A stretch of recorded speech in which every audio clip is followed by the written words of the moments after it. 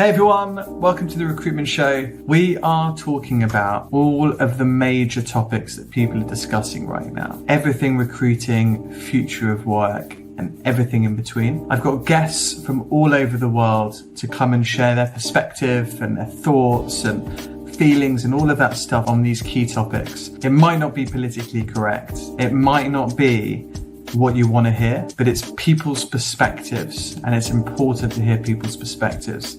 I love storytelling, and I think one story can illuminate a million more and really increase our understanding of these topics. So sit back, whether you're watching live or after, grab a drink, take a seat, and enjoy. Stephen, thanks for putting up with my intro. Pleasure. How are you doing, Lewis? Very good, thank you. How are you? I'm all right. Thank you very much. Good. Thank you for joining me. To give some context, would you mind giving a little intro? You've got a very impressive background, and I don't want to do you an injustice. So, Charmer. Well, thanks for having me on the show, Lewis. Stephen Frost. I'm CEO of Included. We're a global diversity inclusion consultancy that's all about impact, making a difference.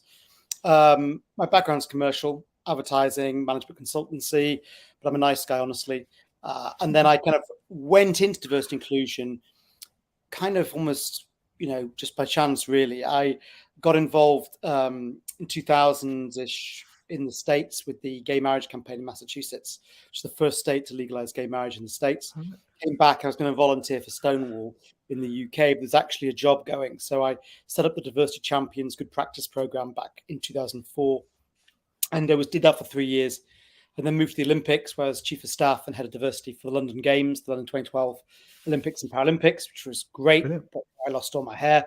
Then KPMG, a few other bits and pieces, and what I've included really is a legacy of the London Games, because I wanted to make sure that all the experiments we'd done, all the failures and successes we'd learned from, could continue and could be helpful to other companies and businesses going forwards. So I've run that for 10 years now, and we do, I think, some really interesting work all over the world. I also write, so I've written 4 books, most recent one with some of the team members on diversity, inclusion and leadership. And I teach at a few business schools in the States, in Europe, in Asia, to try and make this just part of everyday leadership, really. So it's not a big deal. It's just kind of how we lead effectively. So that's a bit about me, a bit about Included, and happy to have a conversation with you. Brilliant. Love it. Thanks for that. And you're in Istanbul right now. You were telling me off air. Yes.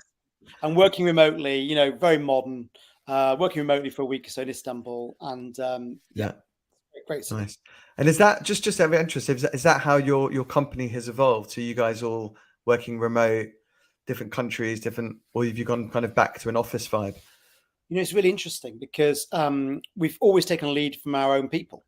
So in the early days, with yours truly and just a few others, it was all remote. It was all virtual. We worked from home, saved the costs, of a fixed space, and just worked virtually. And because we're mostly at client premises, that was fine. But then actually, as it's evolved and we've grown, you've got a lot more of the workforce, particularly some of the younger folks, that want a space to collaborate. And so we've got a virtual and also an in-person office space. It's flexible, and that's all over the world. We can just use an app to kind of swarm wherever we need to. So it's a mixture, and we try and be, practice what we preach and be a good employer. So if you want to work remotely, client pending. If you want to flex your hours and so forth, client pending, we try and make all that possible.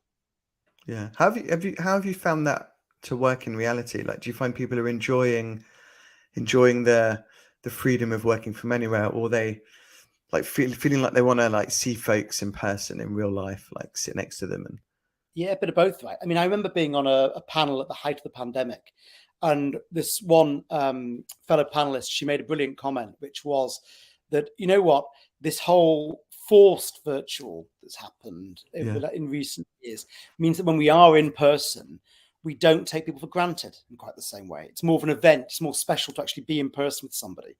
So to answer your question, I think it's been a mix. And again, we've taken a lead from our own people. I'm a increasingly miserable, old man who quite likes his own space, but not really. But increasingly, a lot of our people want to be together. So we've created an app where they can join up together and say, let's all work from Farringdon today, or let's all work from wherever today. And if they're not at client site, then that works for them.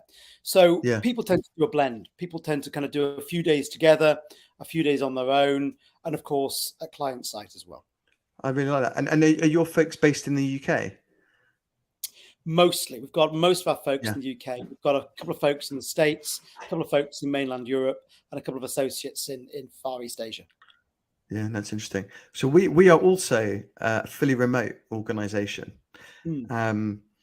And I started my firm a little bit before you. 13 years we've been going for now. It all started in the office in London. Suddenly we are international, from someone in Mumbai, Dallas, New York, people in Europe, London and stuff. And once I got rid of my ego and got rid of the office, because I always felt like I wouldn't be taken seriously without an office. You kind of have to have an office, right? Anyway, got rid of that, and now it's so wonderful. Feel like I'm closer to my folks than I ever was. It was always, you see them every day. You didn't really speak with people. It was, like you were there, but you weren't. Almost. People were very like. Suddenly, it's like much more intentional, and it's been fascinating. But it's not for everyone. And I had a good friend of mine join us, and he was in Canada, and he turned around after 6 months and said, "Lewis, I want to go have a beer with someone," And so it struck me that it's no one size fits all, and everyone's different and unique, and after different experiences and stuff. You got to adapt, haven't you, to your workforce? That's how we kind of evolve as a company. I mean, it's funny. I remember before the pandemic, actually, I was at an investment bank, and we'd done a pitch, it'd gone quite well. It was all very pleasant. We were in the lift, the elevator going down, and the principal said to me, "Where's your offices?" And I said, "Oh, we're remote," and I'm convinced that lost us the pitch. Because they really didn't think we were serious if we didn't have a, office, ideally with a great postcode. And it's so interesting how the world has changed now. And, we do have an office, but it's tiny and it's flexible, and still people work remotely as well. Yeah. I think now if you turn around and say, "Hey, it's W1," they'll be like, "We're paying you too much money." Right. Like I think it's almost gone the other way now, I think, which is interesting. On to diversity and inclusion, and I was really interested to speak about it in the context of this polarized world, which I think it's general agreement that we are in an extremely polarized world right now. You mentioned the US. The US is such a great example of two political parties, and you got to put your flag in the sand somewhere. Here, I mean, we kind of have more than two, don't we? But like it's very polarized. And it feels like, again, like if you think of the pandemic, the vaccinations, all of these topics, just it's just us humans, but people seem to be incapable of having a normal conversation with someone that they disagree with without it becoming an argument. Are you seeing what are your kind of thoughts on? No, I mean, I have a lot of empathy for what you're saying. I mean, I think civility is at risk. Look, what's really extraordinary about this is that in an age of complete technological progress and an age of change that we've not seen the likes of for a long time, we're actually retrenching back into really basic human behaviors. So even though we've got more communication tools and more ways of interacting with each other than we've ever had in the history of human evolution, we really retreat back to caveman type behavior. And I can best explain it by what we call system 1 and system 2 thinking, where system 1 is what Kahneman called thinking fast, and system 2 thinking slow. But when we sense fear, or we're overwhelmed, or we retrench back to what we know and who we know, and we retrench back to what I say confirmation bias and affinity bias. What we know and who we know. And this system 1 is just a kind of that we sense fear before we sense opportunity. So without conscious thought, without intentionality, as you mentioned earlier, we will just retrench in this age of incredible opportunity. But it's only with a bit of kind of let's chill out, people, a bit of thought, a bit of time to switch to system 2, the more deliberate, intentional thinking, that we can say, well, look, change inevitable, how do I actually take advantage of this change? How do I actually leverage the situation? And rather than seeing an immigrant or a new employee or someone you don't know as a threat, how can we have curiosity and see them as a potential friend or even resource that we've not yet met? And so you're absolutely right about this polarization, which on the one hand is utterly depressing. But I think, we're not hopeless in the face of it. There are things we can do. It's just about really understanding why we feel like that and what we can do to perhaps have a different take on the situation. Yeah, very true. I remember, for those who are not in the UK, we had Brexit here a while ago, and I was convinced in the lead up to Brexit that we would be remaining in Europe. And then Brexit happened, and marginally we, as a country, decided to leave. And I remember just thinking, wow, I didn't really see that coming. And I was like, well, why not? How come most of my social circle and stuff like were Remainers. Most of the social media feeds I was scrolling through typically were pro-Remain. And then I just remember thinking, I don't really know what other people are thinking and feeling here. And then I made a conscious decision to start to watch and listen to podcasts of people that I didn't agree with, or that were from a slightly different perspective, just to give myself just to learn, because I think, to your point, you have to seek to understand before to be understood. I want to learn from folks and understand what they're thinking and feeling. And I think it's just a really good way to go about it, rather than, this is my view, you guys are stupid. And I'd say, so that since that Brexit event, I've just consumed everything from all sides of wherever I can find it. And I think that's been quite a nice way to do it. Great. No, great. I mean, good for you, because I think it doesn't mean you have to agree with people. You just got to understand them, right? Yeah. Empathy is an agreement. It's just, number one, it's being a nice person. But number two, I think it actually is in your own enlightened self-interest. Because if you don't understand where someone's coming from, then you're going to have a harder negotiation, working relationship, customer relationship, whatever it may be. So no, good for you. I mean, what you described with the Brexit thing is super interesting, right? Because it's the classic of echo chambers and in-groups, where, we're convinced of our own righteousness, and we only read stuff which affirms our view. Affinity bias, again, hanging out with people or media that are like you. And, if you look at your closest friends and so forth, like you, but unless we consciously reach out beyond those echo chambers, we're not going to get an objective view of the world. Yeah, no, for sure. It's just putting into context of the workplace. And so, I mean, think about you're in a team, and there was US elections, and you found out that someone's voted Donald Trump, and you support Democrats and whatever. I think fundamentally people find it very difficult to work in a team with people that they fundamentally disagree with. And then so it's just such an interesting thing of okay, so how can you really build an inclusive workplace or a high performing team with folks with completely different views? It's just a real fascinating thing to look at. What have you seen that companies are doing well on that? Yeah. I mean, it is fascinating, right? And it can be hard. I'm not going to pretend this is just for sure. It's much easier to manage homogenous teams and diverse teams. So what's the carrot? What's the prize for engaging with this diverse, heterogeneous team that might give you more, difficulty than just a bunch of folks who agree with you? I think actually a couple of things on what companies are doing.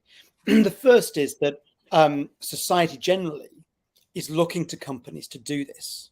So it's not like companies are doing something that people don't want them to do. Companies are actually in an incredibly important situation, because in the absence of perceived or real lack of political leadership or other pillars that we rely on for social governance, in the absence of this, people feeling it's all going to hell, actually people are looking to businesses to be that solid middle ground, stable arena where we can disagree civilly, where we can actually look to them for leadership. And so, number one, companies that I think are responding actually to what people really want, right? The second thing is that the kinds of things they're doing are, one, I guess, reiterating the non-negotiables, right? So you've got to be professional. You can't use expletives in the workplace. You can't beat up your colleagues, So the basic standards of professional behavior, which don't exist in the digital world, right? So I think one is they're doing that, which is great. They're being a benevolent police person, right? And then the second thing they're doing is they're just actually on that, giving. Can I just ask on that? Just a great that first point's a great one. Is there a line? Like, where's the line on that? I think it's just a fascinating one. I mentioned you mentioned superlatives and like, I guess, swearing was a great one, because there was an article I was featured in recently about swearing, and is it okay to swear in the workplace? I mean, I think LinkedIn did a poll. I think the thing was like, do you swear in the workplace? And 2/3 of people said yes. And thirds, anyway. My point is there like a line, or is that just Yeah, well, do you feel it out? Each their own. I cannot tell people what to do, but as CEO myself of a company, we have a line, right? Which is that ultimately you can't make other people feel so uncomfortable they can't do their job, right? So swearing's an interesting one, right? If I was with my mates down the pub or with my long-standing friends somewhere else, we might have a few expletives flying around, right? But that's because there's high psychological safety. People know each other, letting off steam. We all need a place to be ourselves and vent. But if you're in a professional environment, you or I swearing might think that was perfectly fine. 2/3 of people in the poll you said might agree with us.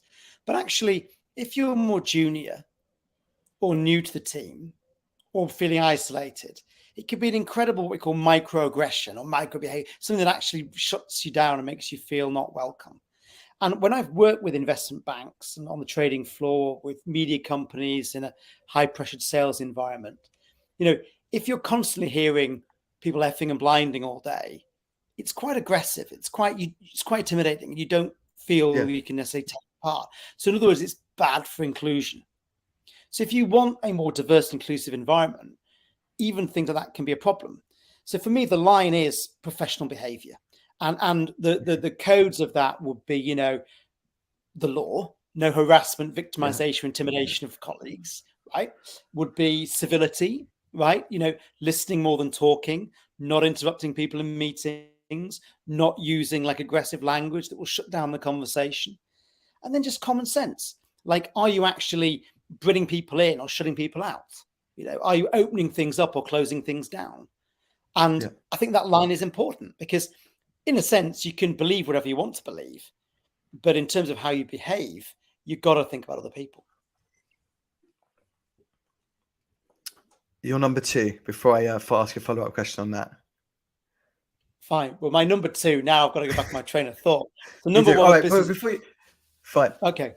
Go on then. While you think about your number two, I was going to say the other thing was, my question was, people say following on from this is, people say bring your authentic self to work, right? This is an interesting thing. But do they really mean it? My thing is, do they mean bring your authentic self to work as long as you believe what I believe? That's always I find an interesting. Yeah, totally. Sorry, go. I mean, look, I think hopefully one of the good things about this conversation is we can go beyond superlatives and superficial chat, right? And the whole notion of bring yourself to work is such, in many ways, a trite, cynical ploy, because actually not everyone can.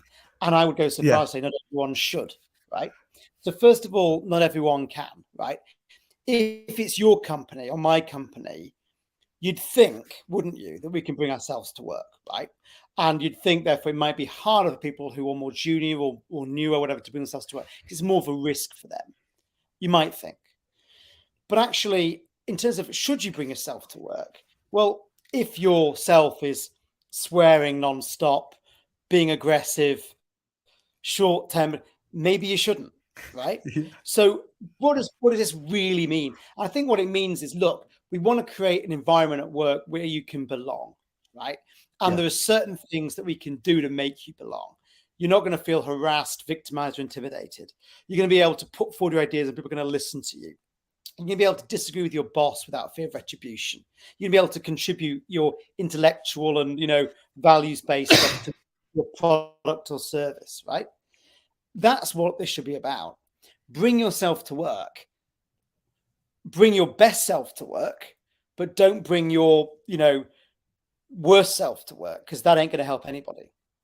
Yeah, I love that. Simon Sinek. I'm gonna butcher his quote probably, but so sorry if you're listening. His great quote of, your customers will never love your company unless your employees love it first. Something like that. That's probably the quote, which I think is brilliant because it kind of sums it up nicely. It's you want your folks who are working in your company to love working in the firm, like just love it. Yeah. Everything else kind of takes care of itself from that. Yeah. And I think, moderating yourself in a way, but just being a good human, I think is probably a good starting point. Yes. Because you want to on the other side, and if there is a front line of recruiting, I feel like I'm on it somewhere. And some of the comments I get from folks on this is, I'd like to be able to have a conversation with someone about something that is perhaps prickly, but like contentious, and they feel they can't a lot of the time. Yeah. How can people go about having people want to, seek to understand, they want to understand folks, and they're not always sure about certain things. How can people go about doing that? Well, yeah, this is really important, right? Because we want to open up conversation. We don't want to shut it down. And if I look particularly in the States right now, there are people who think it's an incredibly litigious environment. They're just not going to go there. And so actually work, which is this place where we could really bring different people together, suddenly we lose that opportunity because people go back and retrench again to who they already know and what they already know. So we've got to kind of create these spaces where you can ask, right? Some people need help, training, education, how to ask, right? To be, like kind of giving and receiving feedback, right? For some people, it's not natural. So some people might want a bit of don't go in with a jugular question of, where are you from or something. But assuming there's some basic training, education, or, whatever an offer, things like employee network groups or town halls or the internal comms channel of the company are really important places, because it's actually where you're going to meet people that you wouldn't meet in your own private life, in your own circle of friends. And so generally, looking to how, you can learn is really important.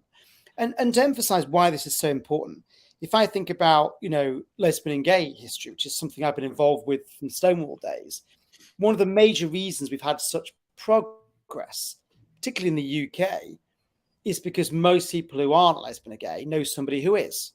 And that's often happened through work, through colleagues, co-workers, and so forth. So the kind of cliche comment about what did you do at the weekend, and previously lesbian and gay folks had to kind of lie or make up different genders or something. That space has actually enabled people to get to know somebody, and it's clearly created progress and inclusion for a lot more people. So what we don't want to do now is retrench where you can't talk about race or you can't talk about disability, because actually you can and you need to. It's just if you're worried about putting your foot in it, check in with someone first. Has it changed now with the remote work, do you think? Was it easier when you were sitting next to someone and it would be like, hey mate, can I just have a quick chat? I wasn't sure about this. What do you think? I think it's a really good point, because what remote work has done is in some ways reduce the opportunity for spontaneity, and often reduce those moments of, the water cooler moment, which is where actually really valuable social human interaction takes place. If you think about how inclusion happens, sure, we can orchestrate it remotely like this, or we can bring up a topic or schedule a meeting. But actually, what we call group interaction theory is that, let's say you and I are very suspicious of each other, very fearful of each other, right? Actually, we're going to overcome that most by physically being in each other's presence, right? By reading the whole body language, by having those conversations, by reading the body language. And that's just harder remotely. So that matters, for example, now in terms of promotions, where, we're worried that actually the people taking advantage of remote working are perhaps those who are already, quote unquote, minority, or already more removed from kind of presence and networks and promotion opportunities. And so the in-person thing is just going to exacerbate a divide between who's getting promoted or in the in-group and who's not. So I think you need to be really, really aware of that and think what you can do about it remotely to kind of compensate, just to make sure you're not leaving folks behind. That's an interesting conversation. Do you get passed over for promotion if you're not sitting next to your boss? It's something I've been talking about for a long time. So are you seeing that? Did you say, or? Well, that's assuming the person's really good, right? If they're not very good, then being near your boss might be a way to make sure you don't get promoted. Yeah. But let's just say, we're talking about talent here, right? I think, we are saying that because look, people are human, right? And humans are fallible, and they make inaccurate, illogical decisions and irrational decisions all the time.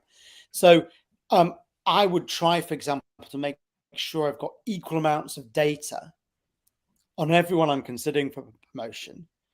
But if you are physically spending more time with somebody, or you're physically with somebody as opposed to someone who's out of sight, out of mind, of course that's going to affect your decision making. So you've either got to be really aware of and compensate for it, or you've got to accept it's going to be part of your biased decision making. Yeah, it's true. I think the litmus test for folks is if your team are being made redundant, are you going to be going in 5 days a week or stay at home? Like I think it's, I mean, for me, it's about output and results, outcomes. Who cares how long, where or how long people are working for and stuff. It's not the factory era anymore. And then this is, of course, like the context is you're doing an office-based job. Of course, like it's different if you have to go in somewhere, medical professional or something like that.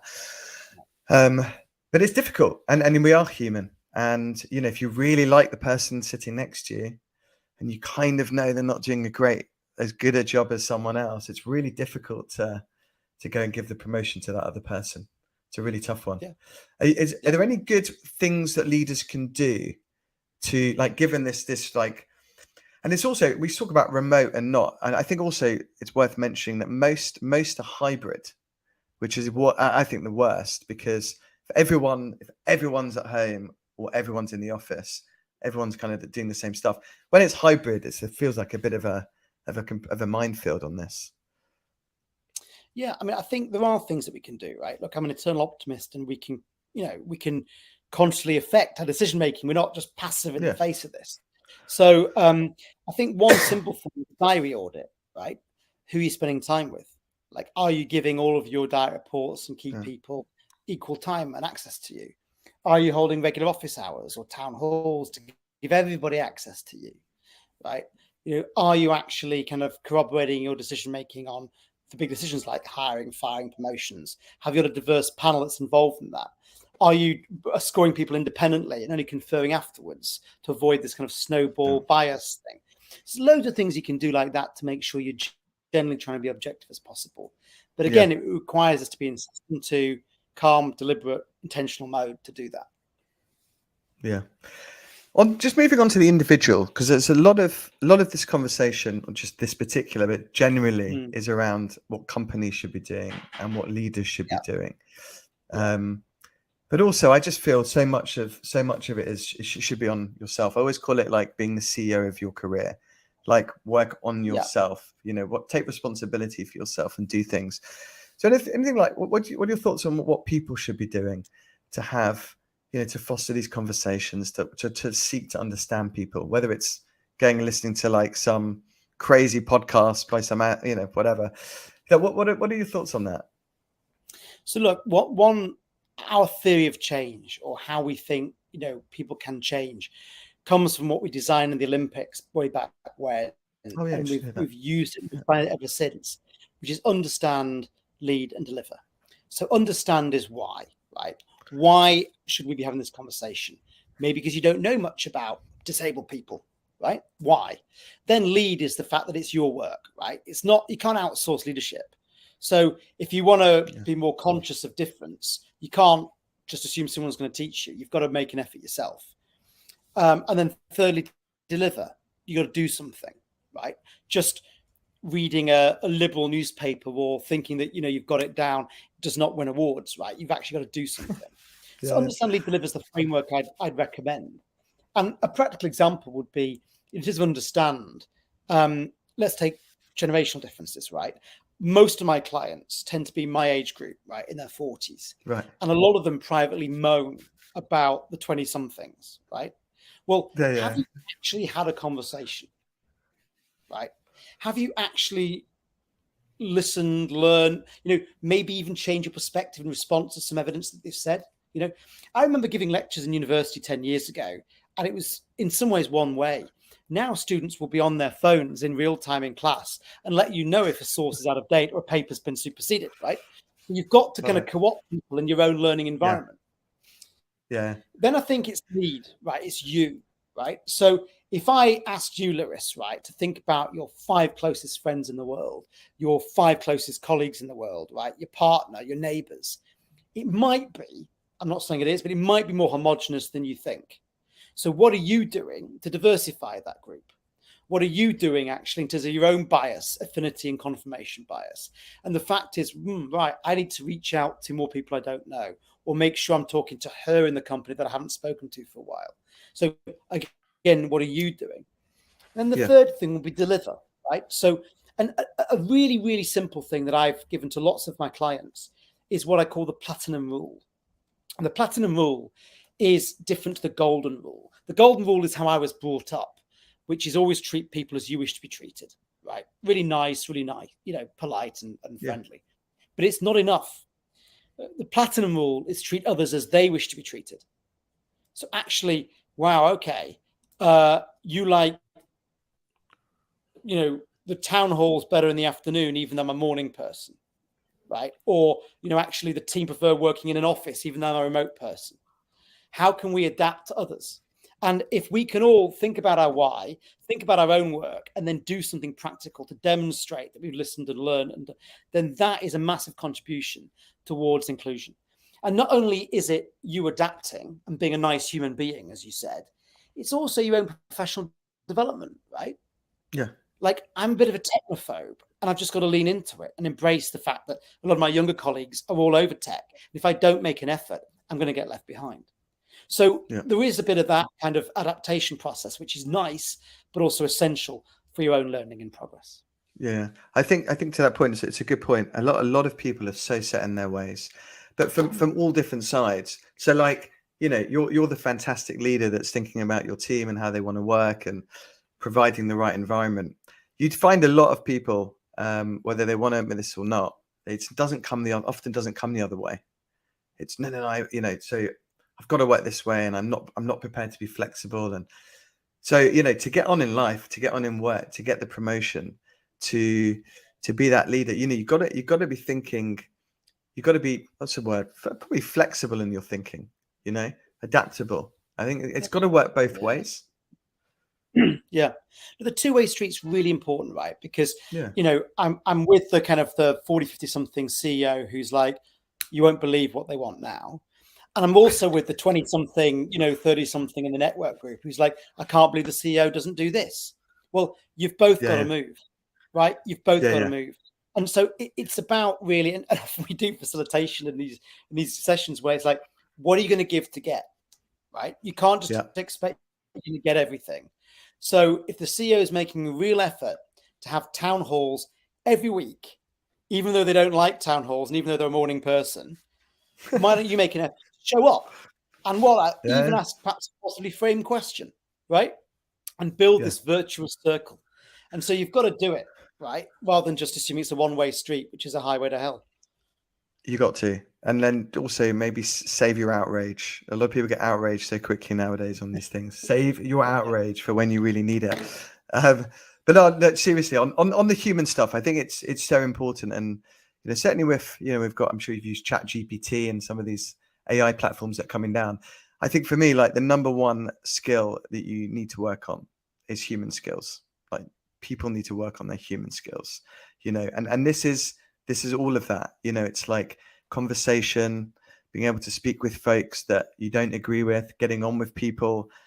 The world is a crazy place, and like the more of it you explore, the more diverse it becomes. It's just wonderful. And if you're in a global team, global teams are super diverse, right, by nature. And so you're going to have to start to just work on those things. Listen, ask good questions, seek to understand. That's going to stand everyone in really great stead, I think, as you go forward. So, indeed, yeah, love it. Stephen, love that. On your books, what was your last book? What's the last bit that The last how book can was people called find The it? Key to Inclusion. Yeah. The Key to Inclusion, published by Kogan Page. And what I'm most proud of in the book is not only the content, which I think is really good, but the way we did it. Because we had a team of about 14 authors, super diverse, wow. talented people, contribute to the book. So it's not just Nice. my perspective, it's our collective perspectives, which are kind of going through the key things like system 1, system 2 thinking, or in and out groups, or cultural intelligence. And so I think it's a really handy kind of reference for folks for a lot of things we're talking about right now. How did you go about writing a book with 14 other? Did you collect everyone's ideas and then edit it and the whole thing? I'm doing a book at the moment with someone as well. So 2 of us, and it's been a really fascinating process to go through. Yeah. Because the first one was on my own, which in one way is very easy, but to the point, maybe blind spots. Second one was with co-authors and so forth, and third too. And this one now with a group, there's been a bit of experience on how I might go about it, but also a bit of experimentation. So I kind of had the general synopsis of the book and what I wanted to cover, and reached out to people who might be interested. And then we did a V2 of the synopsis to check that we'd kind of covered the major things in the right order, then divvied up the chapters and then let people lead on the chapters. Then they also had a buddy themselves to kind of check their own work as we went. And then we did another kind of check overall as well. So hopefully there's a balance between they're independent, they're able to express themselves and their perspective without being censored. But then there's also this kind of corroboration and check, so that it was generally tested a lot rigorously before it got to the final version. So that's how we did it. And then we had a big old lunch, all of us coming together to celebrate, us doing it. And it's done really well. It's great to do those things. You learn so much from doing that. This is my first book I've written, and it's been such a fascinating process. The lady I'm doing it with, a lady called Stacey Shearer, she's in Denver, Colorado, and I'm in London, and we've done so much online, transcription, podcast. I mean, we've just done so many great things to get the content, and now we've got a great editor we're working with to put it together. It's been it's a good process. So I love it. Brilliant. Thank you for joining me. No, Pleasure. definitely. I'll see you thing. Thanks for joining me. Really appreciate it. Hold on, I'm going to play my outro, and then we can have a chat off air. But thanks everyone for watching. See you all soon. Thanks a lot. Cheers. Thank you so much for watching. Hope you enjoyed it. Please do not forget to subscribe in all the usual places: YouTube, Spotify, Apple Podcasts, anywhere you like to watch or listen to a podcast. Any comments or feedback, please drop us a DM. If you've got anything that you want us to discuss, again, feel free to get in touch. Have a wonderful day.